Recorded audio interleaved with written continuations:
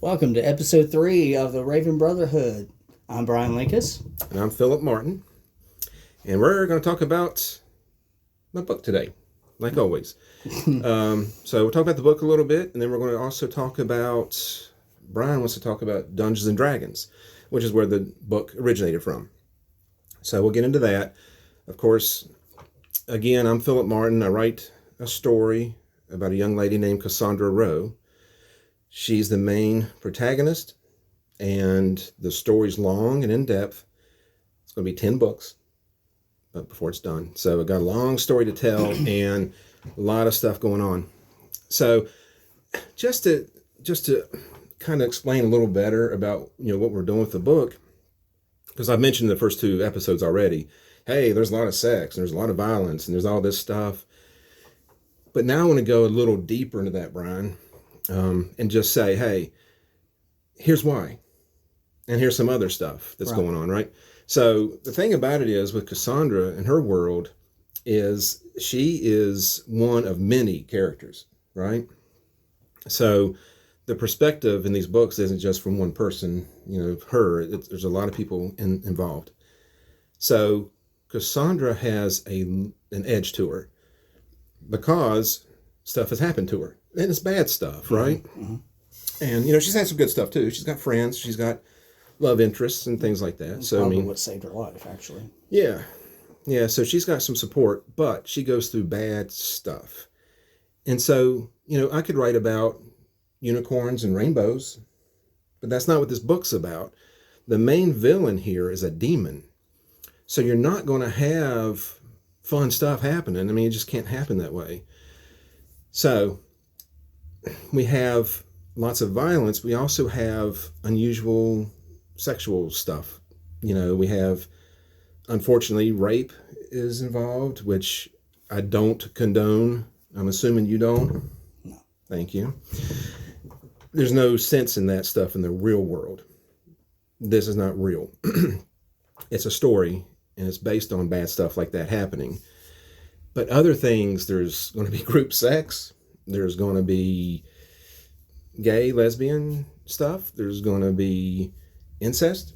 You thought of everything. It's always chock full, Brian. So, yes, that's in there. But what I want people to understand is there's a story here, and it's a long story. It's long. It's 10 books, and these books are pretty big. Mm-hmm. I don't know if you can tell. Like I said, this one's 158,000 words. That's the first book. So it's a long story. Each book is long. Mm-hmm. So if you like really epic tales, this is the one to maybe try. Buy one of the books and see if you like it. What I wanted to emphasize, though, is that there's other stuff going on. Like, you have all this bad stuff with Cassandra, which will hopefully make her a better person. What I want to emphasize is hopefully it's not predictable. If you were to ask me, is Cassandra going to die? Is she going to die? Good job. The answer is most likely. I'm telling you this because nobody's safe, okay? There's a lot of stuff going on that's bad, and so without giving anything away, maybe she does die. Maybe she does. It'd be like a D&D adventure. Well, I don't want it to be predictable, and I don't think it is. But no, it's not. It's in a genre where there's so many good authors and storytellers. I mean, it's hard to stand out. Mm-hmm. But I think this one's original enough where people might like it. What I want to emphasize on today, just in my brief talk before we get into the D&D, is there's other stuff in here other than sex and violence, okay? And I want to give 3 examples, all right? Without giving anything really away. Okay. So, and I don't know how much you've read. You're still in book 4. Mm-hmm. And so you might not have seen one of these couples together. But I want to emphasize there's romance in here too. Because I'm not a rapist in the real world, but I am a romantic. I think women are amazing, and I think violence against them it's uncalled for. Not tolerable, yeah. And I've hopefully never made a woman feel bad. Try to shut my mouth and not say stuff that would demean them, much less touch them when they don't want to be touched. It's just, shouldn't do that kind of stuff. It goes without saying, right? But I am a romantic. I like, that concept. So there is romance in here. So, if they're okay with the violent stuff and you like romance, it's there too. So, as you know, one of the couples I want to emphasize is the king and queen of Pelissae, which is one of the main cities, right? Mm-hmm. And it's a good city. This are really just and good king and queen, right? I guess in D&D terms, it would be like lawful good. Mm-hmm. So Cringus and Penelope Bramor ruled this city. And Cringus is this big old guy, muscular, powerful fighter. He has scars on his neck and chest from a battle long ago with a dragon that he survived. I think he mentions it somewhere in the book. Someone asked him, "You fought a red dragon, or what happened?" I think I do remember that. And he said, "Yeah, you got really torn up there, didn't you?" And he's like, "Yeah, you should see the other guy." Yeah, just see what he looked like. So Cringus is this amazing guy who's got a temper, but what holds him together is his wife Penelope, who's this little, slender, thin, elvish queen. She's half elf, and she kind of holds him together. He loves her more than anything. And their romance is evident. Mm-hmm. I think the first time you see them, they're sparring. That's one of their favorite things to do because it always ends up one of them usually losing the sparring match. It's usually because one of them cheats, and then the winner takes the spoils. They're a loving couple, and they set a great example in the book, I think. So, Cringus and Penelope are two of my favorite people. And if you were going to ask me if they were going to die in the book, or are they going to die in the book? It's possible, right? Okay. But yeah, they show up here in book 1. Mm-hmm. It's an important piece of that book, and they are the epitome of romance. I love those two, and I'm going to do everything I can to keep them alive. Mm-hmm. I can't make any promises, Brian. So, Cringus and Penelope. That's one of the greatest romances I could think of here. Another one, and I think you've read this part already, is Darrow, the ranger, finds and meets Sasha, the ice Carifex. And just to give some background to what a Carifex is, right? A Carifex is a creature that looks human, totally human. As a matter of fact, Brian's a Carifex. You would never know. You would never know. No. So each one of these controls an element. Sasha is ice. Mine's air. Yeah, Brian's is air. A lot of hot air. So they have powers over these elements. But Sasha, the thing about her is her father was a human. Mm-hmm. Her mother was an ice Carifex. So where she comes from, the land of ice, basically, they think she's hideous because they see the element of human, her human features. Yeah, they just don't think humans are. No, they don't look pretty at all. Yeah. What's the word we're going to use today? What? Comeliness. Comeliness. Yeah, that's hard to say. It is. But anyway, yeah, we'll get into that. But yeah, she is hideous with her own people, but she comes to our world, and Darrow's the first one to see her. And he is automatically smitten. She's like a goddess because her ice Carifex traits shine through, and so the humans find her beautiful. Yeah. So anyway, that's something that's in the book, is that she has to deal with that. Every idiot male she runs into has the same look, tongue hanging out, and she's just godlike beauty. Mm-hmm. And Darrow's crazy about her, of course. And so that's a romance that slowly starts to form. And of course, she's been mistreated all her life, and she's never had a significant other, so it's new for her too. So again, that's something that's interesting. That's another subplot that's in this book. It's not in this one. I think it's the third book she shows up. So these people come and go. I have lots of characters. As a matter of fact, as I'm talking about this, I would like to thank Brian for being the tech savvy person here, because he's the one who does the theme song for us. He does the graphics. And Brian, if you don't mind, like when we're done shooting the video, if you can just put up like a website down here in the corner that people can click on, it'll link right over to my website, and you can see all the characters, because I've got pictures of some of them. It should be up right now. Okay, thank you, Brian. And so with that, that's just Darrow and Sasha are just two of the characters that are like main characters, but it's a subplot of what's going on. So do they end up being together? Do they die? Who knows? But I like them as a couple. And then my favorite, and this is one you have not gotten to yet, Brian, because I think it's in book 5. Okay. Spoiler alert. Not listening. But Cassie is Cassandra's twin sister. And Cassandra has an edge to her. So in D&D terms, I call her a chaotic good, probably. Mm-hmm. She's kind of aggravated and pissed off at some of the stuff she's gone through. So she's got a vendetta. Some people are going to have to pay the price if she survives it. Yep. Cassie, her twin sister, loves everybody. I mean, she's lawful good. She's just a good person, and she's a priestess. Mm-hmm. So she's slowly becomes more involved with her God and really becomes quite powerful, in my opinion. But there's a scene in book 5, again, I don't want to give too much away, but she meets a young man, and she's never thought about boys before. You know, it's always been about her sister and religion, and that's been it. Yeah, you know? I remember that. And her mom, you know, she loved her mom. And she's always tried to do what's right. Yeah, she does the right thing. So in one of the lowest points of their adventure, you know, Cassie's out there in the world, in the dangerous world. She meets an older man and a young boy named Cody, who's about her age. And she's immediately infatuated. It's like love at first sight. It's one of those things. It's just love at first sight, and it's an amazing thing for her and him. He's even so flustered that when he introduces himself, he says, "Hi, I'm Grandpa, and this is my Cody." You know, gets the words mixed up with his granddad. So those two are flustered and kind of cute immediately. Yeah. It's like two kids who've never had love before, and here they are. Right. And so that's the kind of stuff that's in my brain too. It's not all just bad stuff, and I'm not sitting here trying to be a pervert. We play D&D kind of as perverts, and so it just carried over.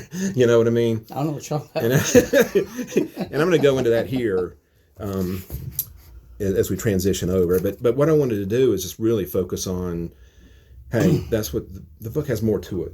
Yeah, it's like stories within a story. Yeah, that's the best way to explain it. There's, you know, you get through with one section, automatically you go somewhere else. And it's not like some of the books that I've read that do that are not so easy to keep up with. But I think you did a really good job doing that. Thanks, making buddy. Transitions like that. Well, one thing we used to do in D&D, all right? You do that in D&D too? Here's what we used to do, because I was a storyteller. We'd build up and build up and build up to something, and we're getting ready to fight something or getting ready to do something really important. And I'll say, okay, let's stop here and go see what this other party's doing. And I make y'all sit there and wait. And it's kind of how this is. Yeah, I remember that. So anyway. Thanks a lot. Yeah, no problem.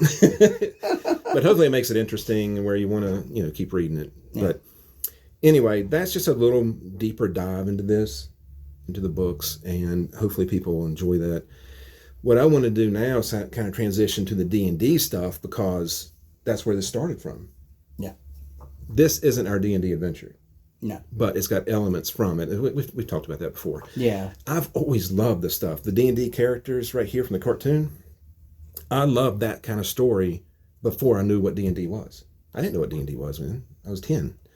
So, Jason and the Argonauts, Clash of the Titans. Clash of the Titans, that was a good one. Yeah, Sinbad. All these, I love that kind of fantasy story. So, Conan the Barbarian. Mm-hmm, all that stuff. It's just amazing. So, that's just what I like. So that's what I'm writing about, and hopefully people enjoy it. Now, as we get to D&D, we need to talk about, first of all, the editions that we like. And Brian, I'm going to let you take over in just a minute, because I know this is your segment, your segment of the video. Okay. But we started with first edition. We were first edition guys, because we're old. I think that was before I stepped in. I think it was. So I had these first edition books, and I still got a bunch of them. As a matter of fact, Brian, the one you want to talk about today, the Barbarian class, is in a book called Unearthed Arcana. It's over here on the shelf. It's over there somewhere. If you don't mind grabbing that for me. I'm going to talk about Cassandra here a little bit. So, what we used to do, we used to go really into a deep dive of this thing, and with second edition, we made our own rules with it. And we didn't do dump stats and things like that. If you wrote a character, you wrote from the very beginning: strength, intelligence, wisdom, dexterity. And so you didn't have something that was just, hey, I wrote a 4, So I'm going to put that under charisma because I don't care about charisma. And so, Brian, can you get the book? We're filming. Sorry, Brian has a short, like, attention deficit or something. Anyway, what I want to do, I've got Cassandra here. This is the original Cassandra. This, welcome back. Thank you. It's good to be back. This, what are you doing? Anyway, this is a little picture we got off the internet. So I'm not even supposed to be using this. And I don't use it commercially, of course. But this is what some cool artist had on the internet. And we would capture that and put it on our character sheets. Right. It gives us like a reference. Because we wanted to see what these characters look like. Mm-hmm. So with Cassandra, like here, first of all, D&D, right? It's not like these games. It's not like Magic the Gathering. You don't have pieces. You don't have, well, you got rules, but not a rule book. You know, you don't have a table to play your stuff on. What my first experience was, Brian, with D&D, for those of you who don't know, was the DM said, hey, and my first character was a thief. His name was Shadow Spawn. I remember that name. He was a thief. And so you walk into a bar, and you got some rough-looking guys over here. You got a hot barmaid, you know, and you got maybe some weird-looking guys over here playing a game, you know. And so what I did, I said, okay, so what do I do? And the DM's like, yeah, exactly. I was like, what? He said, what do you want to do? I said, am I supposed to go to the bar? He said, if you want. So you're saying I can do anything I want to do? Yeah. The DM's role is pretty much like the storyteller and the referee at the same time. Yeah. And, you know, he gives you a scenario and you just interact with it. You just do whatever you want, you know? And that was so amazing to me to be able to do whatever I wanted. So I could pull out my weapon and stab that guy if I wanted to. If you want to. I could go flirt with the barmaid. You can. I could go play a game. Knock yourself out. I could just go back to my room, take a nap. You want to. And as a DM, I let the players do whatever they wanted because it added to the story. But what was interesting about that is, like, when I described, hey, there's a sexy barmaid over here, and she's got like a low-cut blouse, and she's real pretty and flirty, and I'm picturing someone with dark curly hair, dark eyes, because that's what I like. You might be picturing somebody who's a redhead. Mm. That's what's interesting about D&D. You have your own vision of how these people look, and that's why we did this. Now you know what they look like. So there was a stat in that book, Unearthed Arcana. Did you get it? Did you hold it up? Sure, I'll hold it up to you. So this has what you want to talk about in it today. It also has an ability called comeliness. Mm-hmm. And we adopted that because what was happening is charisma is how friendly you are. And I'm telling you now, as an old guy who's been around the block. You're not too friendly? Shut up. What I've seen is, like, you can have a hot chick be totally unfriendly.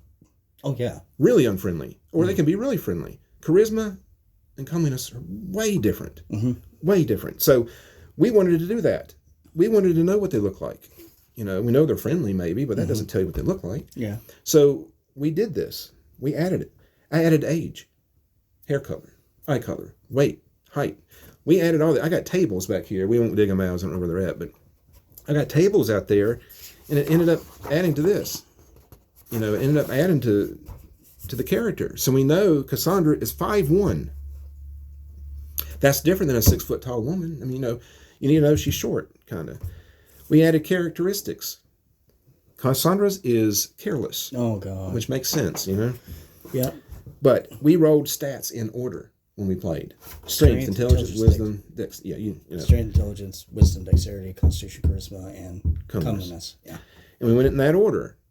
And we made the characters, as long as they qualify for something. And sometimes you rolled so bad they didn't. But well, I mean, we would take a six-sided, roll it 4 times, and deduct the lowest number. And we did. That was your stat. And we went right in order. And if you went to the second edition Player's Handbook, that was one of the ways to do it. Yeah. That's just one of the suggestions. Yeah, you're right. They did give you some way. You could just roll 3 6s in a row. Yeah, and I've done it that way before, and every single stat's between 9 and 12. Yeah, it's the most boring thing ever. It's so not great. So at least this way we have something. But even with that, Cassandra's abilities, out of 3 to 18, she had 4 dex, 4 dexterity, 5 charisma, And so She's friendly. what happened when I made her, because she's, as far as her comeliness, she was 13, which is pretty good. That's she's really attractive. Good. So when I made this character, I was like, well, I think what I'll do, since the charisma's so low, I'll just make it a female, and she'll be really bitchy to all the male characters, and she'll drive them crazy. You did it. Good job. Yeah, thank you.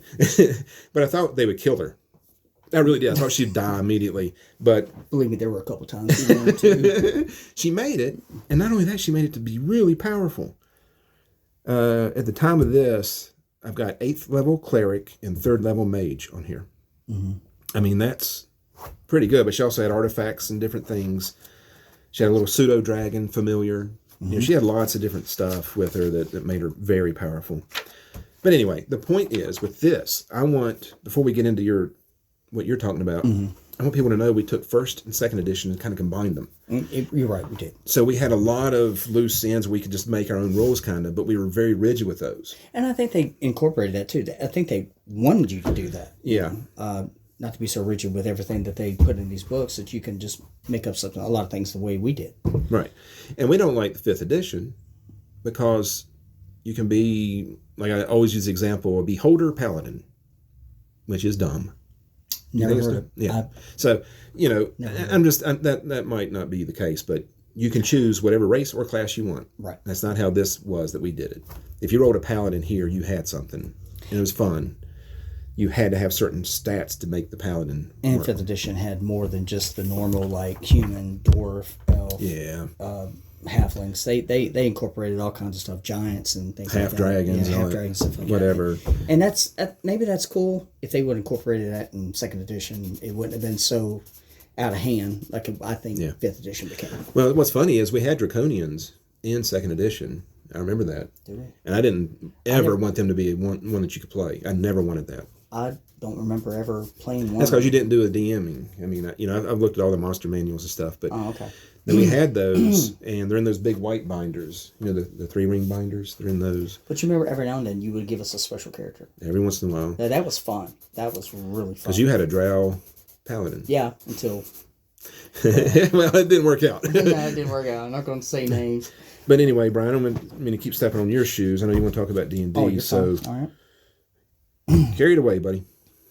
Well, for the longest time, when we got the Barbarian, when we started playing the Barbarian, I thought this book, like I said, maybe in the beginning, I don't know, was 2nd edition, because that's when I came into the game.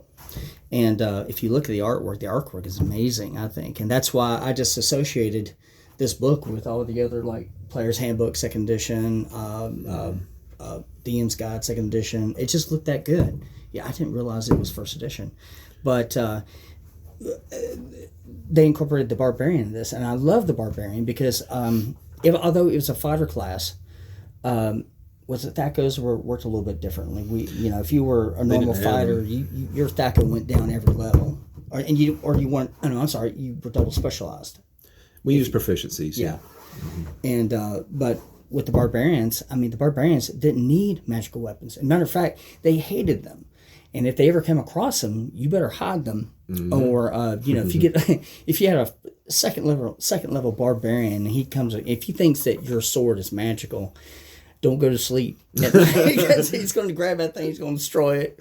Yeah. And that's basically a lot of ways how they got their experience.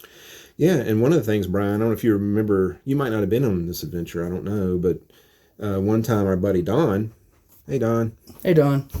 One time our buddy Don was a barbarian, and our other buddy Hunter, hey Hunter. He was some guy. I don't know Hunter's guy. I don't know who he was, but he died. But they did have a scroll of reincarnate. They couldn't use it. The party didn't know how to use it. They didn't have the sunlight available to use it. I remember They had to go. So you were there? I remember this. So they had to go to a town and carry the body and try to reincarnate him, and hopefully into a human. With a reincarnation, you can be a bird or a penguin. Who knows what you could be. There's a table to roll. I guess, there is a table. But so Hunter that day was actually physically sick. He was physically sick, and he wanted to go home, but he said, I want to find out what happens to my character. So he stayed, and his character was laying there. He wasn't doing anything. Hunter couldn't participate. He was just sitting there watching us play. Yeah. And so I took Don off early, and I said, Don, we need to add flavor to this. So your barbarian does not approve. You do not like this. They barely get along with clerics. You don't like the idea of somebody coming back as a bird. You're going to try to stop this somehow. So what I envisioned in my brain is him having conversations that progressively got heated. Yeah. Don didn't say one word. Never. One word. We finally got to the town. Hunter was sick, watching. He finally got back to the table. He's hopeful he's going to make this roll. Yeah. Hopefully it'll be a human or an elf or something. And Don, out of the blue, without any warning, takes the scroll from somebody and tosses it in the fire. I said, Don, wait a minute. Wait a minute. Do you want to say something first? Nope. You tossed in the fire. So I said, all right, make a dexterity check. Hunter, somebody else needs to make a dexterity check to see if you can catch it or do something. I'll give you one little chance. Wow. Of course, it all failed and just went up. Poof. Went up in flames. So Hunter's dreams. Yeah, we just buried Hunter in the backyard and Hunter went home. I remember us. I don't know if I was there that day, but I do remember you telling me the story or something. Yeah. Yeah, I don't know if you were there. But anyway, that's an example of barbarian. Yeah. And another thing about the barbarian I really like that no other character has, or no other class has, I should say, was that when the barbarian progressed in levels, usually as a normal fighter, you'll find magical weapons like +1, +2, +3 swords and things like that. The barbarian was so anti-magic, he didn't need weapons like that. As a matter of fact, when he progressed to like 3rd level, he can hit a creature. Remember that? Mm-hmm. He could hit a creature that needed like a +1 or better weapon to hit. Yeah. Mm-hmm. With a mundane weapon, just with a normal weapon. And to me, I love that. That was crazy because magical weapons should be kind of rare anyway. Yeah, right. And they should be. And that's what's interesting about this is that we incorporated that because when we started our 2nd edition, which came out in '89, we started playing that. We loved it, but they did away with all this stuff. They did away with the barbarian and the acrobat and the monk and the cavalier, all the stuff that's in here. And I said, I'm going to pull that forward. We're going to make that part of 2nd edition. So we did that. And that's what, putting all that time and energy of creating the tables, the THAC0 tables and all that stuff, doing all that is really offensive. When I go to sit down at a table and somebody wants to play 5th edition, he says, well, what do you want to be? Oh, I'll be a barbarian. That's dumb, in my opinion. Just taking, I don't know, how many points I started with? 60 or something like that? And you can just allocate them any way you want to. Go right down the list. That was a cavalier, I think, Brian. The cavalier could actually raise their abilities as they went. But cavaliers were like a-holes. I mean, they would not use, they would only use the best armor, the best weapons. I mean, if you didn't have that, they were stuck up. And they would go after the strongest creature too, no matter what. Yeah, no matter what. They were fearless. Yeah. We enjoyed all that. And, 2nd edition just gave us the ability to roll for it. So when you rolled a barbarian, which you had a good one. You had something. You had a good one. I wish we had his character sheet still. Yeah. But thanks, Ricky. Yeah, I mean, with all that stuff going on, when you had something, because all my guys were fighters or wizards. I never got anything good, hardly ever. And so, well, you see Cassandra, she qualified as a cleric. Yeah. Yeah. So. And you know what? Basically, 90%, because you already talked about this, the score's going to be somewhere between 9 and 12 or 15, something like that. Most of the time, yeah. The only thing you're going to be qualified to be is either a thief, a fighter, or a cleric. Yeah. And that was really about it. Yeah, and that's what most of mine were. But you make them anyway. Or a wizard. You can be a wizard. Yeah. I mean, I think the number one stat that you needed for that class had to be at least a 9. Is that right? Mm-hmm. Yeah. On all those. So it wasn't that hard to be. Well, I rolled characters bad enough where they didn't qualify for anything. Oh, I have to. Then I would throw them away. That's the only time we ever threw them away. Otherwise, you made them. Oh, remember Bastard Boy? Yeah. Yes, thanks for bringing him up, Brian. He's actually going to make an appearance in the books. He'll make a cameo. I can't wait. I'll know him as soon as I read about him. I'll know him. Yeah, he was such a bad character that I made. His stats were horrible. If the high was a 9 on something, I don't know. I rolled horrible. But he qualified as a fighter. Yeah. So I didn't buy him any armor. I bought him a giant helmet to wear and a bunch of short swords, like 4 or 5 short swords around his waist. And he ran into battle fearless. And he was fearless. He was a cavalier at heart. Because I really didn't want him to live. I just didn't care because, I mean, he was so bad. He probably, made it 3rd, 4th level? Yeah. Couldn't kill him. And that's just it. I mean, Cassandra was a normal character. Yeah. And look how far she got. I didn't think she'd make it, and she ended up being my favorite character to ever play. So, 2nd edition is where it's at, right? I think so. And check this out. If you ever see this book, the problem with these books now, they're so old. Like this one, we've babied it, and it's falling apart. I can see there's pages coming out. The binding is kind of loose. We very seldom ever get these books out. No. So this is a treat for us and yeah. So if you ever find this, or you get a chance to look through it, you can see all those characters or those classes in there that we incorporated, and they're really cool. You know, that brings back a lot of memories. We've had a lot of stories, Brian. A whole lot of them. But anyway, I think that's important that you've brought this up. You know, we went to great lengths to make sure we had a rigid system that was not too rigid where it wouldn't be fun. Right. But it's not just a free-for-all like 5th edition. And I'm sorry. I mean, we've tried 5th edition. I tried it for a couple years and trying to make it work. And I just can't get past some of the stuff in it. And well, there was one thing I did like that they incorporated was the way they simplified save throws. By the way, what page is save throws on, Phillip? What is it, 101? Very good. I would take it out and show you, but the book might fall apart. Yeah, I know. 2nd edition, Player's Handbook, 101. Thaco.